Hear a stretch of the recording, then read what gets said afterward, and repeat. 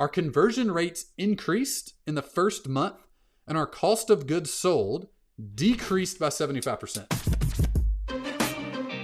SUM stands for setup plus monthly. Almost any informational product, coaching, courses, membership, etc. that I've ever seen has one or the other. What I have discovered is that it needs to be both. So let me walk you through our personal journey for this. The name of our program used to be called 10K Subs Elite. And the way we charged for it was $10,000 for the year. That was the pricing model. You came in, you got on a sales call, we sold you 10K for the year, and people paid. Here's a couple problems with that model. Whether you're selling a high ticket coaching program, a course, a membership, here's a couple of the problems with just one-time fee. Number one is 100% reliant on new clients to drive revenue each month. And this just creates budget issues. In fact, it's like in the ballpark of a Ponzi scheme, meaning of what a Ponzi scheme actually is you have to have new people join in order to serve the existing people. If new people stop joining, the whole thing falls apart. It's not actually a Ponzi scheme. There's nothing morally or ethically wrong with selling a one-time fee product.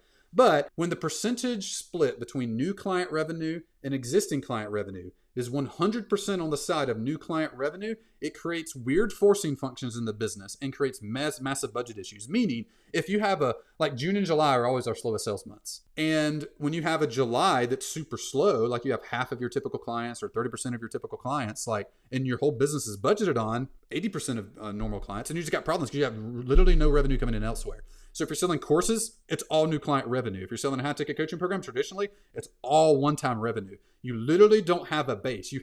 Think in your mind in budgeting, when you're budgeting revenue or thinking about revenue, what percentage is coming from new client revenue? What percentage is coming from existing client revenue? If it's over 50% from new client revenue, you have a serious risk and threat to your business. So that's problem number one. Problem number two, it forced us to focus on getting more new clients and put almost all the effort on acquiring new clients because we had to have them to generate the revenue we needed to pay people to serve the old clients instead of driving relationship and results with our existing clients. Problem number three, this is an inherent flaw with one-time fee programs. When we sold a 12-month program, it robbed clients of the urgency to use our coaching because they just had all year. So what we would see is people would be super engaged for the first 2 or 3 months, and then it would literally disappear for 6, 7, 8 months, and then show up in the last 2 months thinking like they were gonna reach their goal. It's like, that's literally impossible. Since all of the money they were gonna pay had exited their pocket, they had no urgency chasing them along the way until the end, and they tried to cram at the end. It robbed them of day-to-day urgency, which is a real thing.